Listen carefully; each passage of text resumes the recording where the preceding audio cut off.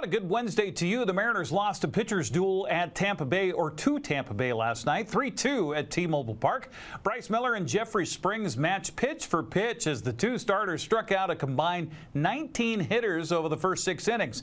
Seattle held an early lead when Victor Robles scored in the bottom of the 6th. The Mariners bullpen, however, could not hold on as the Rays came out on top. Robles runs out from under his helmet. A throw is wide. It's into left field. And Robles waltzes home. The Mariners score first. It's 1-0, helped out by Robles, his 20th steal of the season. Look at a false start. A drive to center with Rodriguez heading back. And Siri's done it again. A 2-run homer. And the Rays take a 2-1 lead.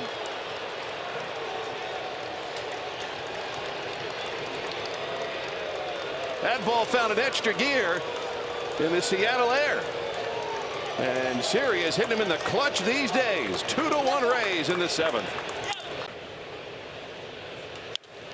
That's hit well into left.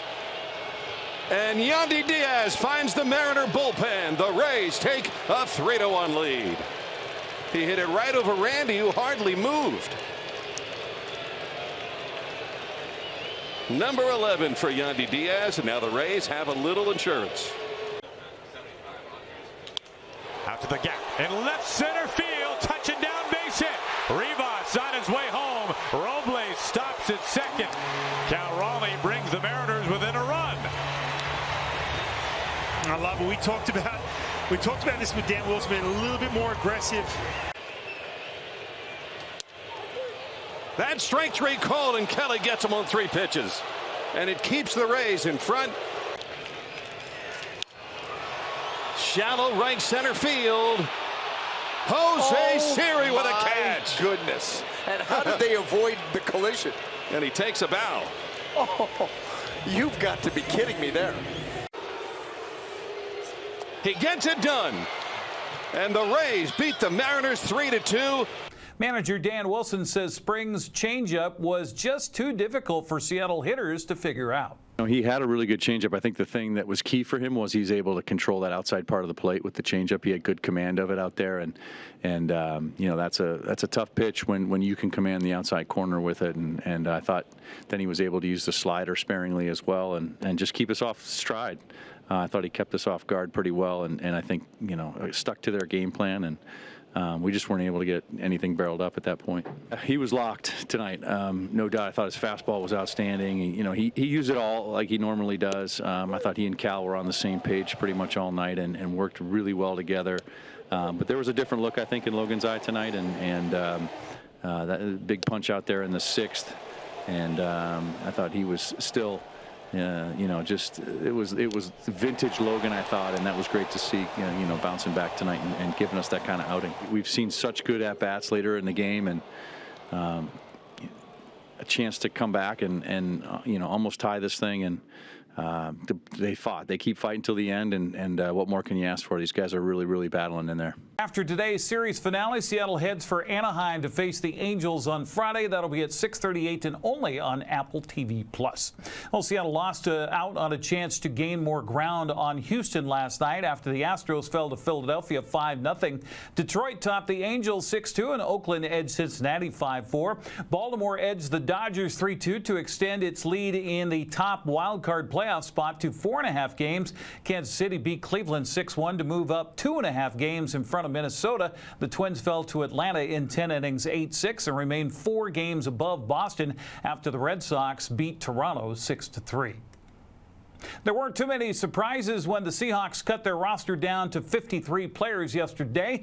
Heading up the offense again will be Geno Smith, along with Kenneth Walker III, DK Metcalf, Tyler Lockett, and Jackson Smith and Jigba. Additions to the roster include linebacker Trevis Gibson, and who came over in a trade from Jacksonville last minute, as well as 5th-round draft pick Nehemiah Pritchett and 6th-round draft pick Michael Jarrell. I was a little surprised, but, with life comes, twists and turns. You got to roll with the punches. And, I think in my outlook on life is what would life be if it was all candy and nuts, So you look for the positive and the negative, and, you know, not saying this is negative, but it's a change, and I'm looking forward to it. You know, it's a nice, decent playbook, but you know it's gonna come with time and patience. Got a couple weeks before our first game, which is a blessing, and it's just gonna be grind mode. You know, just grind it out, figure out everything I need to know, the meat and potatoes, and go from there. You know, it was a lot of nervousness going on. Just waiting on the news, whether you're gonna be here or not. So I would say just nervous a little bit. It's a blessing. You know, a lot of people lost jobs today, so it's just a blessing to be here, being around the guys in the locker room, continue to build bond with those guys and continue to gain trust from my coaches. So feel good. Dream come true, you know. So yeah, feel real good today. You wanted to be the guy from Findlay that made it in the NFL. Is this a big step for you on that path? Yeah, it's a big step, but obviously work ain't done. I still got to keep climbing. Can't get never too high, never too low. Got to stay right on a steady plane, and you know, more work to be done. The defensive roster includes 9 linebackers, 3 defensive ends, 2 tackles, and a nose guard to go along with 4 safeties and 5 cornerbacks. Seattle's defense is expected to be anchored by Leonard Williams up front and Devin Witherspoon on the back end. Well, as school gets underway for high schools in our area, Bryan Bremer is quickly getting the Cashmere Bulldogs ready for the upcoming prep football season. After a jamboree this week, Cashmere settles into its new conference in the SCAC September 6th at Wapato.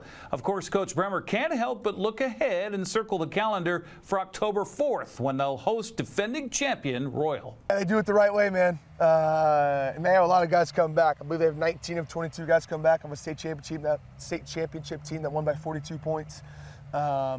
Quarterback is probably the best player in the state, regardless of classification. Really, really good coaches. They do things the right way. But beyond that, we're pumped.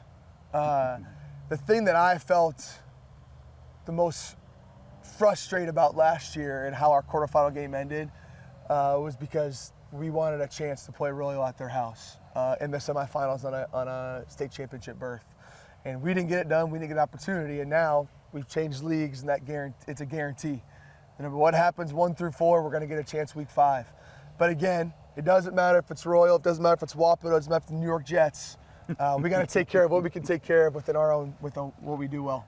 Of the 9 games on the schedule, NCWLIFE will be out to broadcast, one of which that'll be the battle for the bronze shoe against Chelan on October 24th. We'll have more of our prep football preview over the next couple of weeks here on the NCWLIFE channel. That's a look at sports news. Have a happy Wednesday.